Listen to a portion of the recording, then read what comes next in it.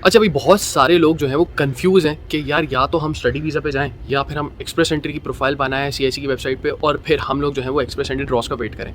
एक बात मैं आपको लोगों को बता दूं कि एक्सप्रेस एंट्री ड्रॉज जो है वो अब जुलाई से होने वाले हैं, लेकिन अभी भी लोग कंफ्यूज हैं। ये जहन में रखिएगा कि आपकी प्रोफाइल के चांसेस जो है वो 50-50 होते हैं पिक होने के, but depends on your CRS score.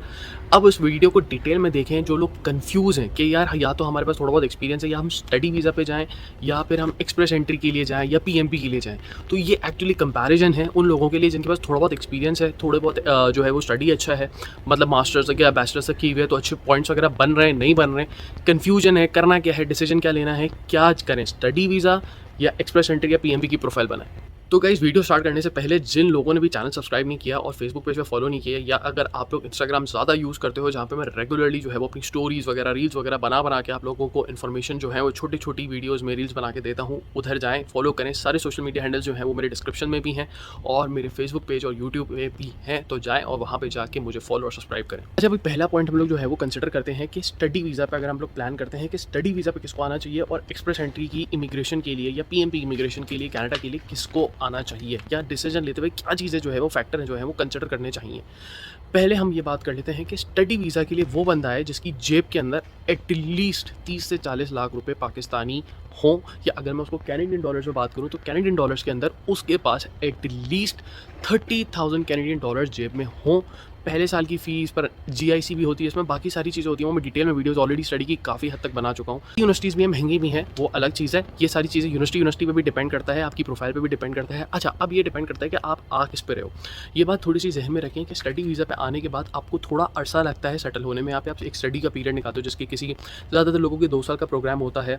1 साल पे जो आते हैं उनका 1 साल का वर्क परमिट मिलता है, जो 2 साल पे आते हैं उनको 3 साल का वर्क परमिट मिलता है। तो जो 2 साल पे यहाँ पे फॉर इंस्टेंस मास्टर्स करने आ रहा है उसको 3 साल का वर्क परमिट मिलता है, तो 2 साल तो उसकी पढ़ाई में लगेंगे। फिर उसका जो है वो एटलीस्ट 1 साल का वो यहाँ पे कैनेडियन एक्सपीरियंस क्लास लेगा, उसके बाद वो अपनी यहाँ पे PR की फाइल लगाएगा। तो उसको 2-3 साल का जो है वो चीज़ें चाहिए हैं सेटल होने में, सब कुछ करने में। तो ये चीज़ें कंसिडर करनी पड़ती हैं कि यार हमें, अगर हम स्टडी वीज़ा पे आ रहे हैं, कनाडा इमिग्रेट हो रहे हैं, तो हमें एटलीस्ट 2 से 3 साल अपने आपको देने हैं सेटल होने के लिए कनाडा में। हर चीज़ें फुल फ्लैज आपका सेटल होने में, एक नए मुल्क में आके सेटिंग करने में आपको एटलीस्ट 2 से 3 साल चाहिए है स्टडी वीज़ा पे आने के लिए। तो एक चीज़ और बहुत ज़्यादा डिपेंड करती है कि आपका प्रोग्राम्स कैसे हैं। आपका अगर IT, बिजनेस और इसके अलावा इंजीनियरिंग अच्छे प्रोग्राम्स हैं जिनकी कनाडा में प्रोविंसेस में डिमांड है, देखिए बहुत ज़्यादा ज़रूरी है कि आप, अगर फॉर एग्जांपल दे देता हूँ मैं, बहुत ज़्यादा ज़रूरी है कि आप जहाँ इमिग्रेट हो रहे हो वहाँ पे आपकी ऑक्यूपेशन की डिमांड होना ज़रूरी है। एक एग्जांपल यहाँ पे ये दे देता हूँ कि भाई जैसे अल्बर्टा के अंदर या कैलगरी के अंदर ऑयल एंड गैस की कंपनीज़ है, वहाँ की टॉप 10 कंपनीज़ में से जो टॉप 8 कंपनीज़ हैं वो जो हैं वो ऑयल एंड गैस की हैं। उसके अलावा जो है वो कम्युनिकेशंस वगैरह की हैं और बाकी सारी कंपनीज़ हैं, बट मेन जो कंपनीज़ वहाँ पर ऑयल एंड गैस की हैं। तो अगर आपका ऑयल एंड गैस का बैकग्राउंड है, आप एक्सप्लोरेशन से आपका कैरियर है, या आप जो है वो इसी इंडस्ट्रियल अपनी जो है वो इंजीनियरिंग ऐसी है, तो फिर आप उस जगह पे जाओ।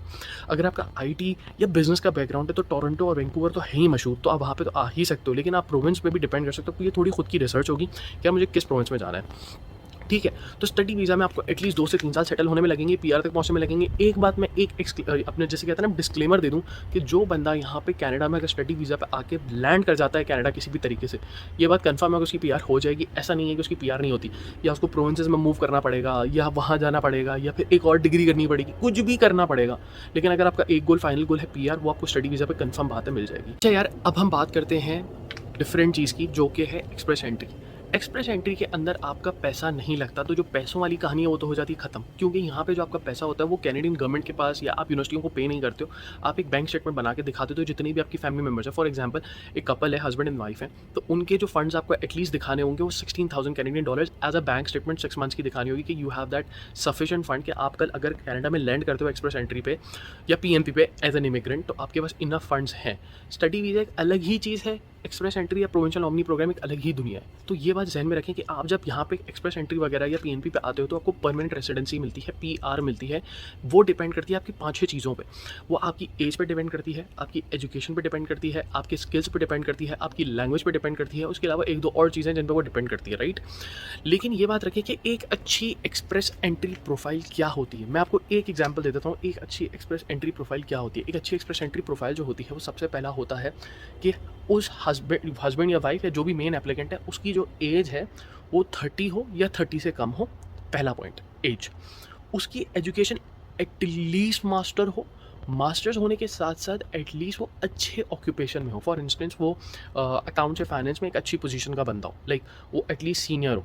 उसके अलावा अगर आप इंजीनियर हो तो आपकी अच्छी पोजीशन हो, टेक्निकल हो आप। तीसरा आईटी हो तो आपकी आईटी में भी एक अच्छी पोजीशन हो, 2-3 साल के बाद एक अच्छी पोजीशन पे पहुंच चुको। तो पहली बात है एज जो है वो आपकी 30 हो। दूसरा आप क्राइटेरिया ये है कि आपका अच्छा एक्सपीरियंस हो और एटलीस्ट आप मास्टर्स हो, उसके पॉइंट ज़्यादा बनते हैं। उसके बाद जो तीसरी चीज़ है वो आपका है आईलेट्स लैंग्वेज टेस्ट। अगर हम लोग उसकी बात करते हैं तो आपका एटलीस्ट का मतलब ये है कि मैक्सिमम 8777 हो। मतलब आपका 8 जो है वो लिसनिंग में हो, बाकी सारे मॉड्यूल्स में जो है वो 777 हो, तो आपका स्कोर बहुत अच्छा हो जाता है। एक्सप्रेस एंट्री कंफर्म हो जाती है आपका तकरीबन। अगर मैं इन तीनों चीज़ों को एक्यूमुलेट कर लूँ, मिला लूँ और टोटल स्कोर बता दूँ, तो टोटल स्कोर अगर मैं आपको रिकमेंड करूँगा कि हम कि कैसे पता चलेगा कि यार ये हमारी सारी चीज़ें अच्छी हैं और हमें फिर जो है वो कनाडा की एक्सप्रेस एंट्री या इमिग्रेशन जो है वो मिल जाएगी। तो ज़रूरी है कि आपका स्कोर जो है वो एटलीस्ट 500 टच कर रहा हो, एटलीस्ट 500 आपका स्कोर हो। अब 500 का स्कोर क्या है, और जिनको ये नहीं पता कि यार ये क्या कहानी है, तो मैं उनको ये चीज़ बता दूं कि एक्चुअली में यह है CRS स्कोर 500, जो आपकी ये सारे फैक्टर्स को कंसिडर करते हुए जो है वो कैलकुलेट होता है। अब कैलकुलेट कैसे होता है उसकी डिस्क्रिप्शन में लिंक डाल देता हूँ। लिंक डाल के आप जैसे ही जाओगे वो आपका एज बाकी सारी चीज़ें पूछेगा, वो एक फॉर्म टाइप की चीज़ है, आपको फिल करते जाओ। तो वो फॉर्म जैसे आप फिल करते जाओगे आपको एंड में कैलकुलेट करेगा, तो आपको स्कोर आपका पता चल जाएगा। इसमें बहुत ज़्यादा ज़रूरी है कि आपकी डिग्री इक्विवेलेंसी और फिर इंग्लिश लैंग्वेज की प्रोफिशिएंसी आईलेट्स वगैरह जो है उसकी भी रिक्वायरमेंट होती है। अच्छा, तो मैंने आपको बता दिया कि भाई कनाडा में अगर आपको डायरेक्ट पीआर के लिए आना है तो आपके फंड्स आपके पास होने ज़्यादा ज़रूरी हैं। आपके पास ये सारी चीज़ें एज, एजुकेशन, एक्सपीरियंस ये बहुत ज़्यादा इंपॉर्टेंट है। उसके अलावा ये बात ज़हन में रखें कि आपको थोड़े से एडिशनल चीज़ें भी दिखानी है। जैसे हम लोग स्टडी वीज़ा के अंदर दिखाते हैं ना कि यार हम हमारे पास प्रॉपर्टी वगैरह, तो ये भी आप एज अ बैकअप लगा सकते हो कि इसमें एक्चुअली आप ये लगा क्यों रहे हो। आप तो बोलते हो ना पीआर मैं तो खुद कनाडा में कमाने आ रहा हूँ, तो एक्चुअली वो आप लगाते इसलिए हो, पैसे इसलिए दिखाते हो क्योंकि आपके पास इनफ फंड्स हैं अपने आप का खर्चा उठाने के लिए, आप जिस कंट्री से भी आ रहे हो। तो आपके पास कुछ फंड्स या कुछ फिक्स एसेट होने चाहिए। तो आपको फिक्स एसेट मतलब प्रॉपर्टी वगैरह भी आप दिखा सकते हो, या इंश्योरेंस पॉलिसीज़ वगैरह भी अपने कंट्री की दिखा सकते हो, जो कि आप ऐड कर सकते हो। या भी स्टडी वीज़ा में भी आप ये सारी चीज़ें ऐड कर सकते हो, अपने पीआर के अंदर भी आप ये जब फाइल बना रहे हो तब आप ऐड कर सकते हो। उससे क्या होता है कि वीज़ा ऑफिसर को ये लगता है कि नहीं यार इसके पास अच्छा ये फाइनेंशियली स्ट्रॉन्ग है, एंड इसी वजह से वो अपने आप को यहाँ पे जल्दी सेटल कर पाएगा, जिसकी वजह से कैनेडियन गवर्नमेंट के ऊपर इस बंदे का बोझ या इसको कैनेडियन गवर्नमेंट इस बंदे को पालना नहीं पड़ेगा। अच्छा भाई, एक्सप्रेस एंट्री भी एक पीआर आने पे अलग ही फ़ायदे हैं, क्या हिसाब किताब है वो एक पूरी नई डिटेल वीडियो बना दूंगा कि भाई उसमें क्या क्या फ़ायदे होते हैं, कैनेडियन सिटीजनशिप के क्या फ़ायदे हैं, या पीआर के क्या फ़ायदे हैं, या XYZ रीज़न, वो अलग चीज़ है सारी। यहाँ पे हम थोड़ा सा ये देख लेते हैं कि एक और प्रोग्राम कहलाता है जो कि कहलाता है प्रोविंशियल नॉमिनी प्रोग्राम। ये भी कैनेडियन इमिग्रेशन पे ही आप आ रहे हो, लेकिन इसमें मसला ये होता है कि आप एक प्रोविंस जो है वो आपको स्पॉन्सर करता है, और प्रोविंस जो है वो आपको जो है वो रिस्ट्रिक्ट करता है कि यार वो एक्चुअली अपनी लेबर फोर्स बढ़ा रहा है। देखो कनाडा में मसला यही है, वो इमिग्रेंट्स उसको चाहिए इसलिए ताकि उनके पास लोग आए, लेबर फोर्स आए, ताकि इकोनॉमी रन कर सके, टैक्स हो, कंपनीज ऑपरेट करें, सारी चीज़ हो, राइट। तो कुछ ऐसे प्रोविंसेस हैं जहाँ पे PMP लगना, प्रोविंशियल नॉमिनी प्रोग्राम जो है वो बहुत ज़्यादा आसान होता है। अब आसान इसलिए होता है, जैसे मैंने फॉर इंस्टेंस बताया कि यार अगर फॉर इंस्टेंस मैंने अभी एग्जांपल दिया था इस वीडियो में कि अगर आपका पेट्रोलियम या इंजीनियरिंग से बैकग्राउंड है और आपकी ऑयल एंड गैस का एक्सपीरियंस भी है फॉर इंस्टेंस, और आपकी डिग्री भी उसमें हुई भी है, तो आप कैलगरी या अल्बर्टा साइड पे चले जाओ। उधर उससे आपका ये फ़ायदा होगा कि आप अगर उसी प्रोविंस में जाते हो तो उस प्रोविंस में आपको प्रोविंशियल नॉमिनी में आपका पिक हो जाओगे, क्योंकि उधर उस ऑक्यूपेशन की डिमांड है। अगर मैं बोलूँगा यार आप IT के बंदे हो, तो IT के बंदे की ये देखना है कि आपको यार ब्रिटिश कोलंबिया में उसकी डिमांड है कि नहीं है, वैंकूवर में उसकी डिमांड है कि नहीं है, जॉब्स कितनी है, ये सारी चीज़ें देख के आपको PMP की अपनी प्रोफाइल बनानी है। अब हर प्रोविंस अलग हिसाब किताब है, उसकी PMP का काम कैसे होता है, कुछ प्रोविंसेस का डिफरेंट है, कुछ प्रोविंसेस का डिफरेंट है। वीडियो बहुत ज़्यादा लंबी हो जाएगी इस चक्कर में, लेकिन एक सरसरा ही मतलब जैसे कहते हैं ना ऊपर से आपको एक आइडिया हो जाए कि होता क्या है। तो PMP में आपको फ़ायदा ये होता है कि आपको 600 पॉइंट्स एक्स्ट्रा मिल जाते हैं।